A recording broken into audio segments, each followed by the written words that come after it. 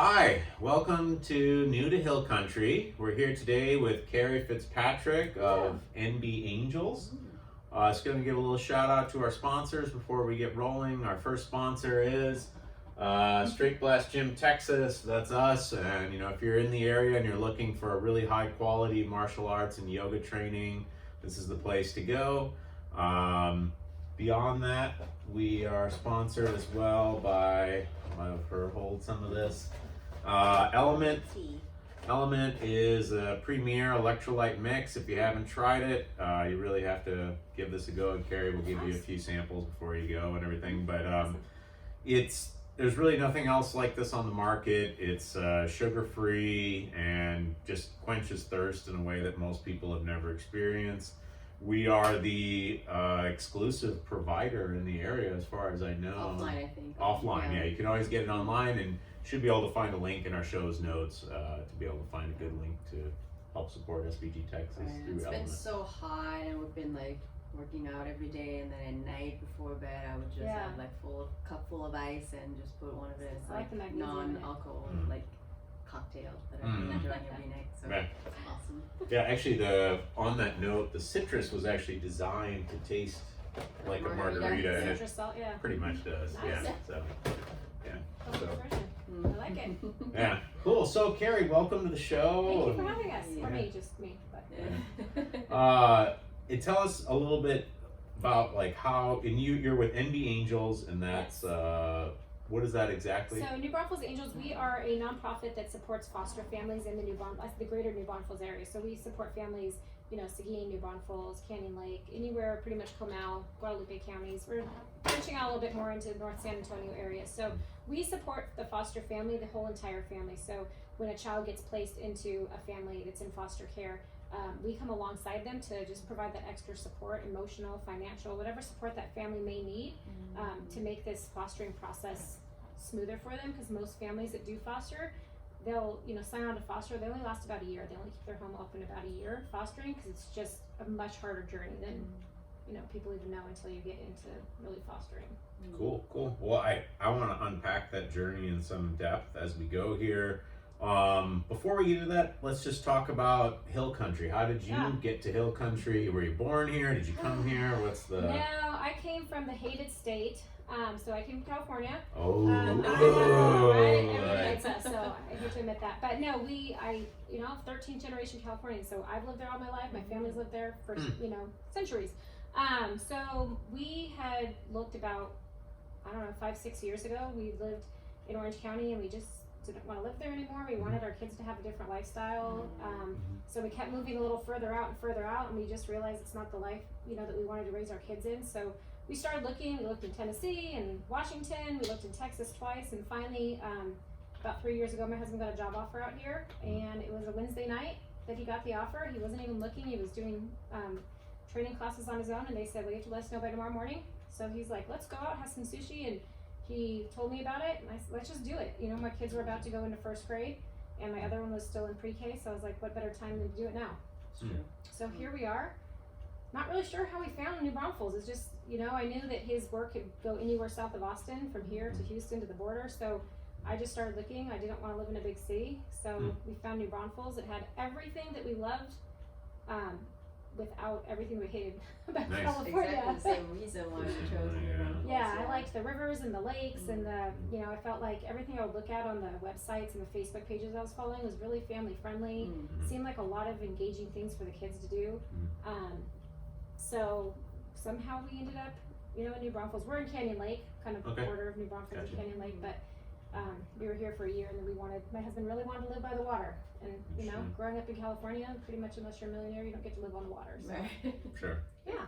So actually, there's a lot I'd like to unpack in there. One, what about California was so odious? And I'm sure most of our Texan listeners will appreciate all that. But the other thing is that I would like to talk about what your husband does too, and stuff like that. But let's first, what was it about California that was just, you was like, this is not where I want to be, this is where I want to go? Started with politics. Okay. Just some of the things that we, grew up around just wasn't in the same, wasn't the same anymore. And I just really wanted to live, raise my kids in an environment that wasn't a constant rat race, constant, you know, if you don't start them in sports at 4 years old, they're never going to be good in high school to play sports in some of these areas. Didn't seem super family focused in a lot of areas we lived in. You know, mega churches, and it just was crowded, honestly. It was just crowded and not that much to do nature wise. It was just a lot of things that we wanted a different chance at life for our family. My husband was in the Army, and he, you know, traveled extensively when he was in, and so he was like, there's more out there for us than this that you've known for, you know, 35 plus years. Okay. So, you know, it's hard to leave family. All my family's there, his family's there, but this gave us a chance to kind of just experience a different lifestyle. I understand. Are they still there? My family's still there. So I have a sister that lives up in Dallas. Her husband's a pilot, so they move around every couple of years. But my brother and my sister-in-law are in California, my mom and dad, and then my husband's mom and father-in-law. So have you been visiting them like during holidays? No, they come here. I've only been back twice. When I first moved here, I actually kept my job at my old employer, and I worked remotely, and then would go back every few months, and then it just wasn't working. I was like, this is too much to be away from my kids. So we ended up, I left that job, and I think I went back for our cousin's wedding, and we went back this last Christmas because my girls are 7 and 9, and my nephews are the exact same age. They're born weeks apart, and they have like the best bond with their cousins. So we try to go, you know, for holidays. They come out here and visit us. They are in the process of moving, I hope. So they're looking into, you know, moving out here because the same thing. They just want something different. So trying to encourage my mom and dad to move out here so we can kind of help as they age. And then my mother-in-law would love to be out here, but they have some things that are keeping them there. It's interesting. We've got a lot of. It's interesting. Like a lot of people from California are moving to Texas. Like it's a very common thing. For sure. I think a lot of everything. I think it's everything you just described. Economics, it's politics, it's and values. It's, for me, what cracks me up is that we got a bunch of friends. SBG in particular has a lot of gyms up in Montana, and Montanans are kind of like. It's interesting. Montanans and Texans have a lot of similarities in their own weird way. But very proud of their states in a lot of ways, which I think is unusual in the United States. And just in particular, the Montanans are always trying to put out memes and stuff like that about like don't move to Montana and stuff like that. They're always kind of lying about what's going on up in Montana. And they're always trying to keep the Californians out in particular. I have a lot of friends that either moved to Texas or Idaho. Idaho seems to be another like hot spot. And Arizona because it's right there. But Sure. Yeah, I think Montana, the winters are just a little too cold. The weather's not that different from where we moved from. It gets pretty darn hot in the summers, mild winters, so you're not really acclimate to anything too different. How to get used to like the tornado warnings, or there's warnings and then there's, what's the other thing it's called? Just there's actual like one's been cited and one's like, oh, it could possibly develop. So I had to readjust to that myself down here. I mean, I've bounced around to a couple different places, and there's that adjustment to like, oh, is this something I have to actually take seriously? Like, so I grew up in Iowa, and tornado warnings are really common in Iowa. However, contrary to popular belief, there are less flat regions within Iowa, which is where I'm from. With this northeast Iowa is not flat; it's actually very hilly. So we have tornado warnings all the time because of proximity to southern Iowa and stuff like that. But they're meaningless in like Dubuque, Iowa, where I'm from. Like every tornado warning's like, whatever. Like it'll just get windy, but there's never. I don't think there'll ever be a tornado that'll touch down there. It's just too hilly, and I've never seen one, and never even got close to one. And then when I went to school in Missouri, it was like it's super flat there, and it's like. You have to take it seriously. So it's like, I still take them all seriously. Tornado warnings, like, oh my goodness. Like, I didn't know what to take seriously and what not. People are like, you live in the hills, you'll be fine. I'm like, but are you sure? Because the news is saying like it could come this way. So mattresses in my closet, kids with like snacks for days just in case. So I think we're starting to adjust a little bit. Oh, see, it's not going overboard. I'm from the Midwest, and I was talking to another Midwesterner who's here that like when the tornadoes come in the Midwest, it's like, hey, everybody go to the basement. And I was like, basements in Texas. Like, I was like, what do people do? You know, like I was like, oh, what do I do? But that's true. Closets. Closets and bathtubs. Did you? I don't know much about Orange County. Do you get a lot of earthquake stuff? Tons of earthquakes. Okay. So that's why when he had gotten the job offer here. I was like, there's no tornadoes, right? Because I kind of read about hill country. There's no tornadoes. We don't get hurricanes because we're too far away. We don't get earthquakes. You don't get anything significant. No extreme weather. So like 2 weeks after we get here, of course that big hurricane comes through Houston. We just got like some after fall from it, just heavy rains and whatnot. Okay. But yeah, earthquakes. I despise earthquakes, even though growing up with them, you just never get used to being woken in the middle of the night by things shaking. And living through the Northridge earthquake, and our chimney cracked, and kind of things in our house cracked. So, so I do like the mild, weather issues. I had 2 years in Japan of that earthquake thing, and you get like the first one was utterly terrifying. I was 24, I guess, so that was the first time I experienced. And it's definitely like, oh my God, this room is shaking, and we had that little earthquake in Korea before we left, but that was nothing compared to most of what I experienced in Japan. And yes, the waking up in the middle of the night would be the most terrifying thing. And I have kind of a wacky story. One of the people that I taught in Japan is I taught the then earthquake specialist for the Narita International Airport. Oh, okay. So he was one of my English students. He was actually from, I can't remember now what the name of the, anyways, he's from a small island and stuff like that. He's kind of an interesting guy in and of himself, but he was the earthquake specialist. And then one night I was teaching him and an earthquake started happening, and like the room was shaking, and I was like, wait, what do we do? Like, this is exactly you. It's go time. Green light. I'm like, yes, I'm with you. What do I do? And he's like, I don't know.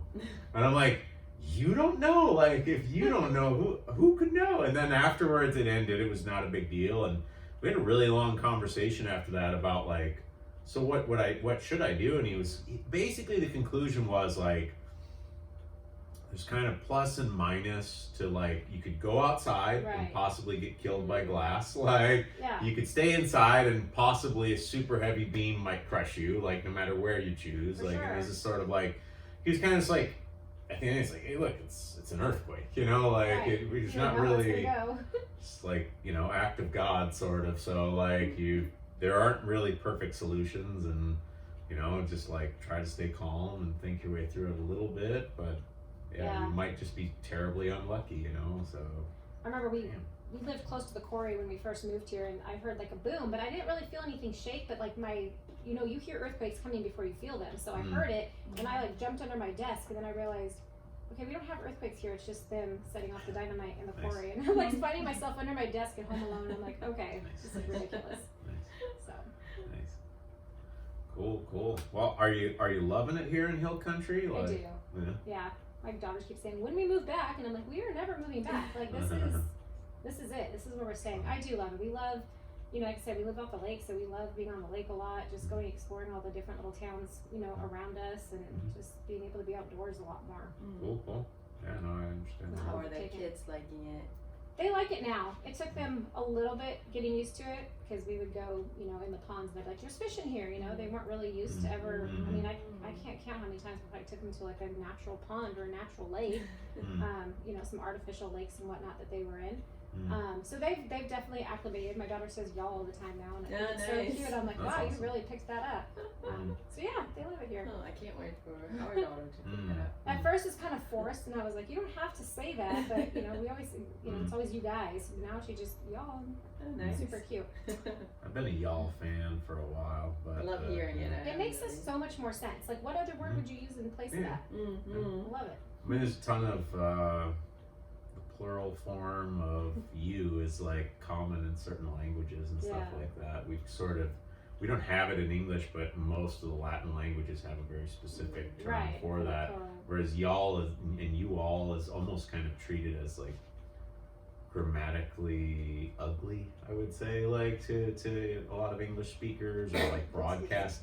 I guess in terms of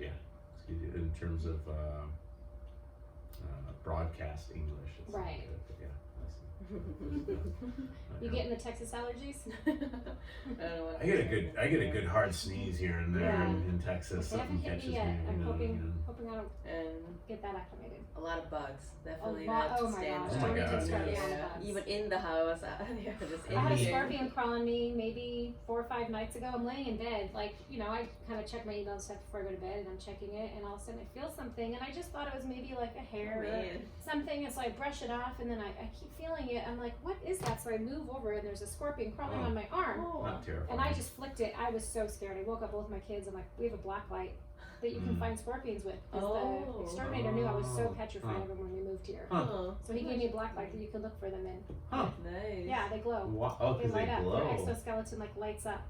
Man, super bright that's lights. really Yeah. interesting. Yeah. But Joe, I mean, yeah. But if you take it outside at night and you're just walking around, you might not want to do that either. It's 'Cause we terrifying. live super. Yeah, we have like open woods and stuff by us. So you're just like, oh, they are just everywhere. Wow. wow. Oh, we So- should do that. My son No, loves. yeah, Oh, he does would it? love It's that. super fun. Just get a black light flashlight and you can find them. Yeah. Yeah, That's a we new one. Yeah, the bugs, the tarantulas, tarantulas. Yeah. cicadas. They're loud. I just thought they were sprinklers at first. I'm like, those are just really loud sprinklers my neighbor has on. No, cicadas. Yeah, there's just a lot of bugs. So many bugs. Yeah. I feel like I've always managed to live somewhere that has cicadas. I've sort of never been able to Get away from them. Dubuque, where I'm from, has cicadas. Korea Moved to has Japan, cicadas. Yeah. Korea cicadas, and Texas has cicadas. Yeah. Like California doesn't have cicadas, really. They have, I don't know if they're cicadas or locusts or something different, but like if you go very far out into the desert area, like Palm Springs area has something like that, but not, I don't think they call them cicadas. I also can't escape humidity. No matter where I move, it's high humid. Like I was in the most humid part of Iowa, then See, the this most doesn't humid feel part that of humid to me Japan, compared and to then like Houston. it hasn't bothered me Yeah. yet, really. Yeah. No. Humidity has. My parents keep saying it's so humid there. I'm like, but it's not. Like, it's not I- Houston. It's not Florida. That's It actually hasn't funny really- because when we first came, everybody talked about Texas summer, Mm-hmm. and everybody's talking different things. Yeah. Some people say it's very dry, Mm-hmm. and they're from really humid area. Yeah. And some people say it's like super humid, I can't stand it, and they're from Reno, you know, it's like super dry. So Right. we are waiting to really experience ourselves because we're from Seoul, which is really Sure. humid, you know, in summertime. Okay. So we might consider it really kind of pleasantly dry. So is this your first summer here? Yes. Okay. Yeah. Yes. It feels hotter to me than it was the last 2 summers. Like the last 2 summers seemed really mild, and we did get a fair amount of rain. So I'm like, okay, maybe this is what everybody's talking about, the summer that never ends. But I feel like it didn't get hot till July this year, and so it doesn't feel that bad to me yet. Yeah, it hasn't really rained much. Yeah. And just overall hasn't really, honestly, it hasn't bad. bothered me too much. I feel like the buildings are really well constructed to deal with the heat Right. versus where we just were in South Korea, where I would argue the buildings are probably really hot inside. It's whereas, just- like here, it's you're cool inside.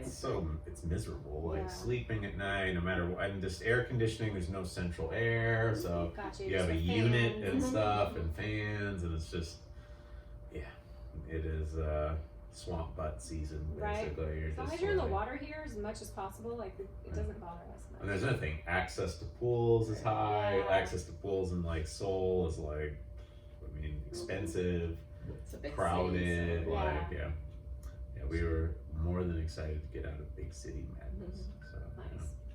So what brought you guys here? yeah, that's quite a story. Some of the listeners will already know it, I suppose, but so we were in South Korea. Like, I mean, she's born and raised in South Korea, Okay. so like just to make that clear. I was there for 13 and a half years. About 10 years of that is us together. Right. And marriage and children and all of that. And then we decided that we wanted to move to the States for a variety of reasons. There's the lifestyle, living in a big city with all the kind of Yeah. difficulties, and then also kids, like raising them in a better environment, you know, not like big city with so Right. many people, not much to do, no nature. And also, we kind of reached a point in a career that we want to do something different, something more aligned to what we're passionate about. So everything kind of came together. Nice. Yeah. I was a professor of rhetoric. She was a freelance interpreter and a globe-trotting freelance interpreter, leaving her poor husband all alone. But Yeah, and then I decided that I would open up like a jiu-jitsu and yoga school. And that was kind of, well, I was actually exploring that idea. I went to the States. I ended up talking with the people of SBG and stuff like that. I had a good introduction there. And I was training with SBG Korea and stuff. But it's a little different, the SBG in Korea and other parts. But and then I went to Costa Rica to do some jiu-jitsu with Henry Akins. While I was there, I met Rob Wolf, and that's where things really turned. Rob Wolf and I became friends. We already had a mutual friend, John Frankel, and so we were fast friends there on the course. We ended up talking a lot, and then if you don't, do you know Rob Wolf is you know him or? It sounds like I haven't followed like jiu-jitsu in a lot. That's okay. He's not a jiu-jitsu luminary. He's big in the kind of diet guru scene. Oh, okay. So he wrote 2 New York Times best-selling books, The Paleo Solution and Wired to Eat. And then he just released his new book. Plug for the new book, Sacred Cow. Purchase it wherever you can. Just came out on Tuesday. Then, so yeah, he and I met. I talked a lot about opening a gym with him, and he's really nice. And so he was kind of giving me advice. He had opened the 4th CrossFit gym back in the day, and so and had a lot of success with that actually. And so he was like talking and giving me a lot of advice on that. I went back to Korea. We were still motoring on where we're gonna go. We were thinking Iowa, but I didn't really like Iowa. The last trip through it was horribly cold when I went back from Costa Rica to Iowa. And then Rob just reached out and was like, hey, I had this crazy idea about I want to move to Texas. I would just be like, I think the expression he used, I'd be over the moon if I had an SBG gym to train at, because SBG gyms are just so different. And he's like, what if you opened a gym and I helped you out with that? You know, like, what do you think? Is it too crazy an idea? And I just wrote back, I like crazy ideas, and here we are. So we scoped out Texas, and we analyzed the whole state, and we liked New Braunfels best of all, and that's why we came here. So Rob put boots on the ground and kind of explored different spots, but he moved here before we did, so like, it took us a while to get here. And yeah, when you put it that way, it's such a crazy, the logistics of it all was so nutty, and took us a while. Like we thought we'd be here in like July, and that's what I told them. So they got here in July, and then we didn't end up getting here till October. We got postponed on a bunch of stuff.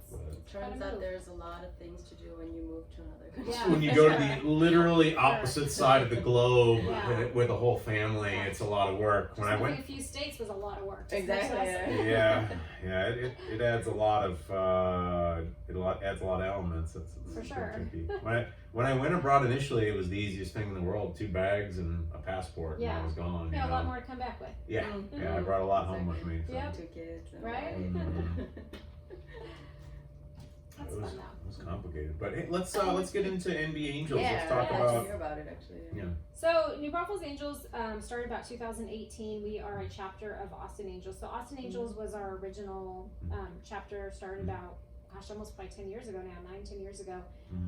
And our founder Susan Ramirez just really was working in the home building industry at the time. Saw a need. I believe she went to a seminar presentation. Her friend was going to foster, and she just kind of heard the plight of all these different, how the kids are experiencing the foster system, and it just pulled on her heart so much. And she ended up opening Austin Angels about 10 years ago. They were, chugging along for quite some years, and they decided they were going to try it in other cities. So they branched out to Amarillo as the next one, and from there we have about 19 chapters right now.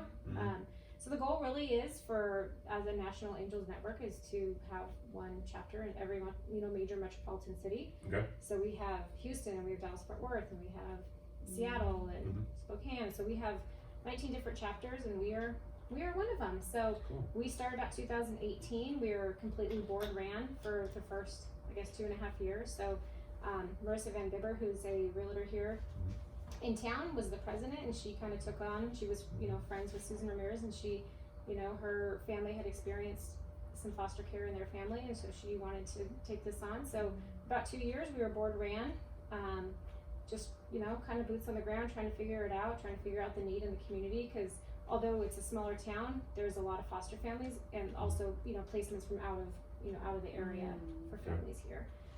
So their board ran up until about January, and then I came on as the executive director in January. I've been a social worker for about 15 years, so I've worked in nonprofits, I've worked in for-profits, healthcare, different things. So I was on the board for about a year before I came on as a full-time employee. So we've just been kind of just managing everything. I'm picturing like some sort of mafioso scene where you dissolve the board, where you're like, I am the board now. I can't do that. No. So no, we still have a fully functioning volunteer board. Cool, we have president, vice president, treasurers, and different specialties, director of churches that we partner with. So no, the board is honestly one of the biggest support that any nonprofit could have, because as an executive director or staff case managers or staff, there's only so much that you can do as one person, and really, your network, your support is your board. Telling you like, that's a great idea, go for it, and you take off running, or that's a terrible idea, Carrie, let's like rethink that. Everybody needs that sounding board. Sure. And most of the board members we've had have been with us since the beginning, so they really have a passion for foster care, and it ties into this community that it's really important for us to address the problems in the foster care system. Cool. So we support the whole entire foster family, whether it has one foster child or whether it's a single mom with a biological child or adopted, or whatever the situation looks for these foster families, we support the entire family. Okay. So what we do is, our main program is called the Love Box program, and what that is it's literally a box. That's kind of like the starting point of our program. It's a love box that we deliver to this family once a month with things that they may need. It could be, hey, I have a new child placement and they need diapers or clothes or developmental toys, and we match them with a volunteer to supply this love box.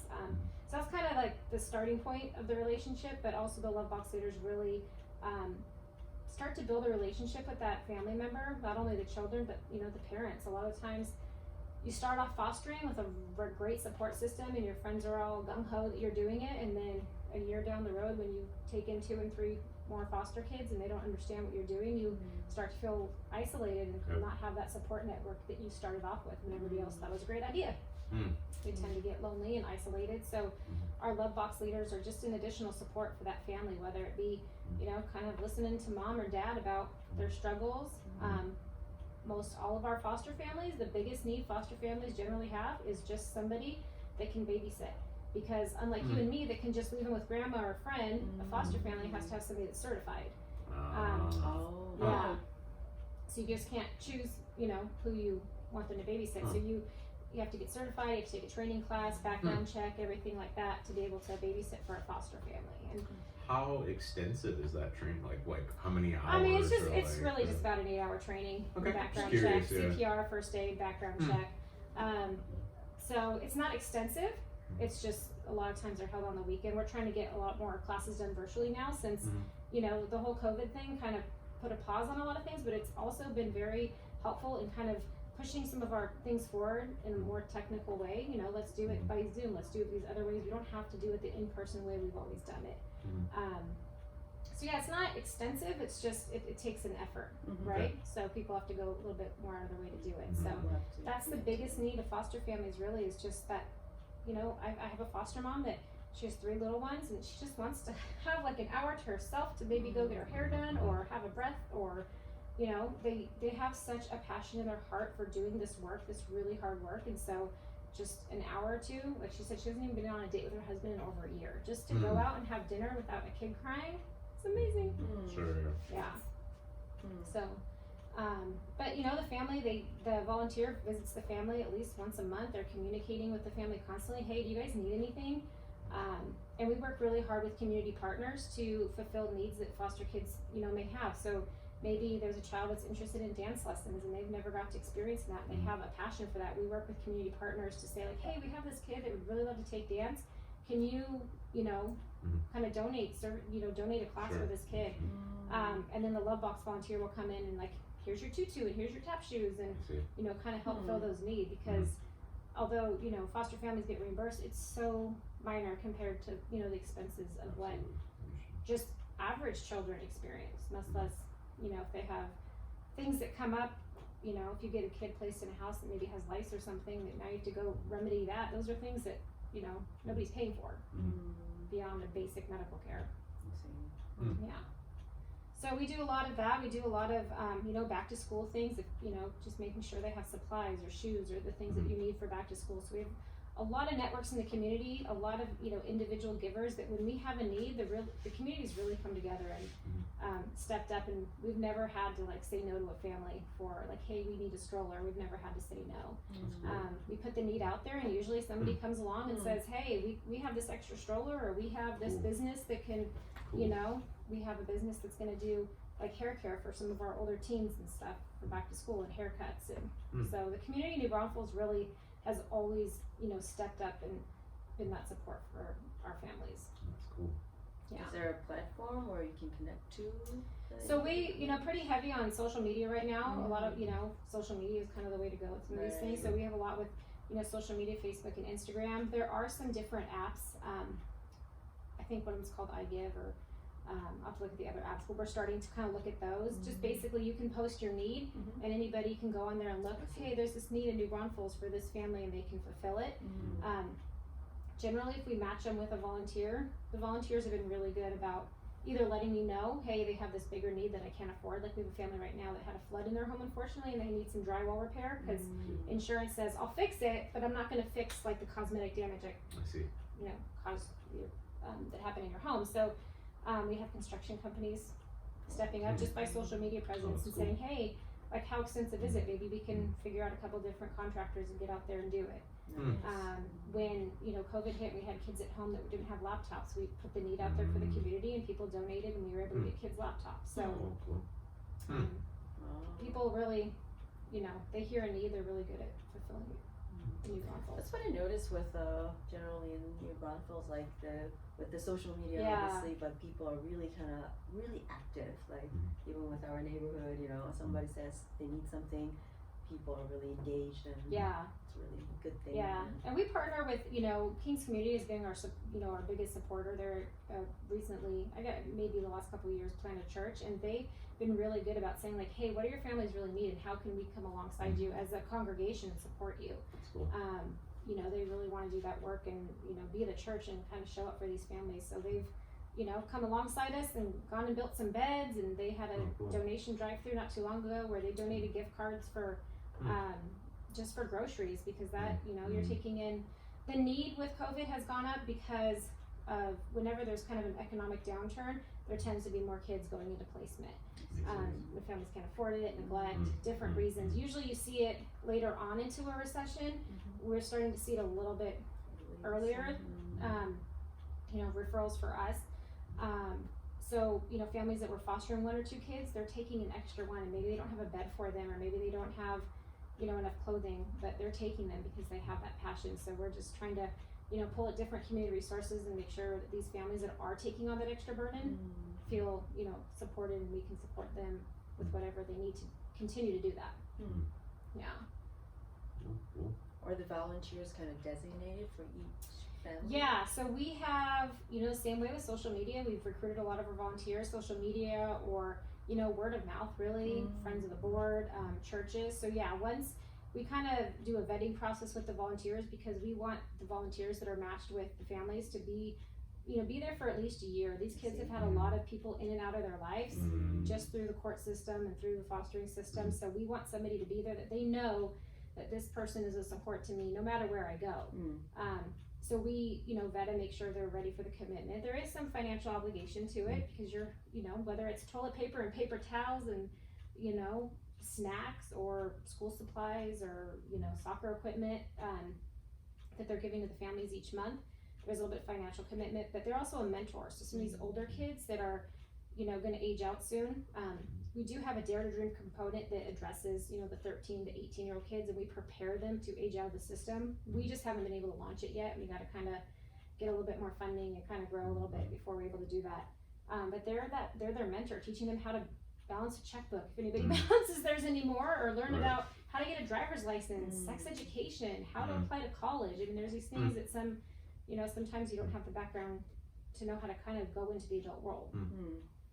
On the sex education front, we just interviewed a woman from the Crisis Center, Ellie. I don't know if you know her, but she'd probably be happy to kind of step in and help out with stuff like that too, so we can put you in contact. Which is awesome, because we have a bunch of kids that are waiting at a couple different residential facilities that would really like that mentor to be able to do that beyond the staff. You know, I've worked at a residential facility, and you know, as a staff member, you kind of have to be a parent model. It's nice to have somebody else, you know, to talk about those things with. Sure. So yeah, so we're super hopeful. We're going to launch it this summer.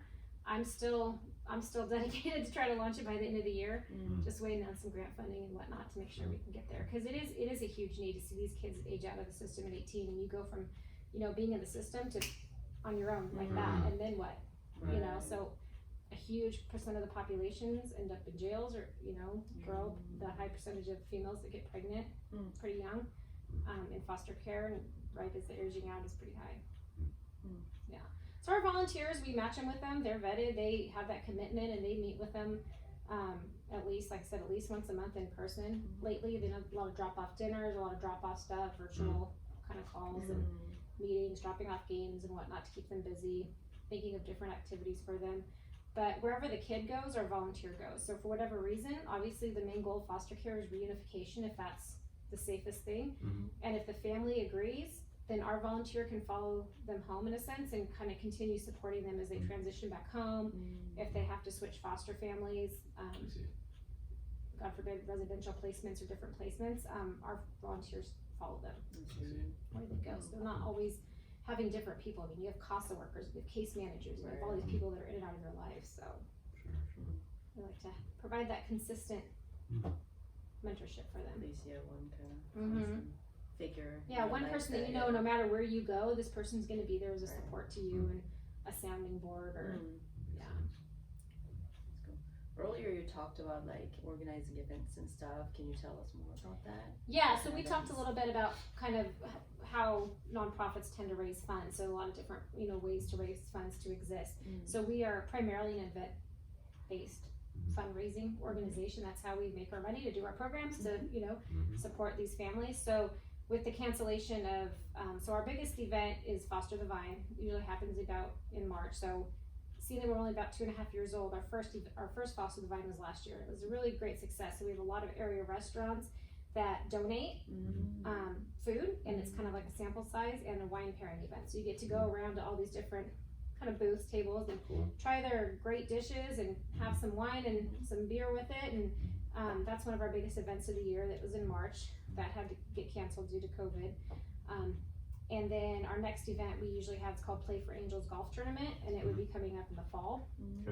At this time it's canceled because you just can't get a bunch of people at a golf course. So we are really trying hard to think of innovative virtual events so that we can continue to operate as an organization.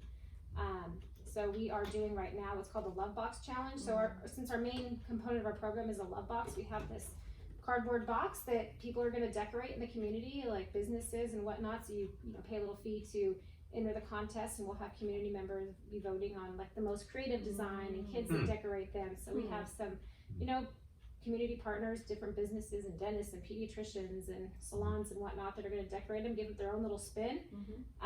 And then all the different categories will get voted on. We have some great raffle prizes. Some community members have donated. Some community businesses, and then once the contest is over, we'll actually fill all these boxes and we'll use them as like one-time love boxes. So when we get a referral into the program, sometimes we can't match them with a volunteer right away. Either they live too far away. We have a lot of families that have 6, 8, you know, people in their family. Those are hard to match. We get a lot of groups from churches or, you know, friend groups that want to do it, Bible study groups. So we try to provide one-time love boxes if they have those emergent needs. Like I said, clothing, food, just household necessities. So we'll fill those up with stuff so we can provide them one-time love boxes. So our love box challenge, and we are trying very hard to try to think of a creative way to do our golf tournament. So we've looked at like online, you know, golf tournaments. We're going to even try to do a video game tournament. So we're just looking at like some creative ways to engage everybody. You know, besides just getting people on a golf course, so that we continue to raise funds, so we continue to operate. That's good. Yeah. So it's been, you know, it's been a challenge, but it's kind of been fun to think of creative ways and not just the, you know, how long have golf tournaments been done for, you know? I mean, they're great. I think they're really fun. I didn't golf before, and I tried golfing, and but I think it's a, you know, kind of a creative way right now to branch out and think, what else can we do? try something new and see how it goes. So See what you mean. yeah. It's good perspective too. Just kind of. I mean, you have to right now, right? Right. Yeah. We forced good perspective. We're just gonna learn a new way of schooling and a new way Yeah, of. it's tricky. I told my husband, I said, I've learned so much in the last 6 months during, you know, this new job, but also during like the pandemic that I have learned in the last 15 years of, you know, social work, because you just, everything's, you know, social media and algorithms and marketing and, you know, just virtual everything. Right. It's just been a really fun learning experience.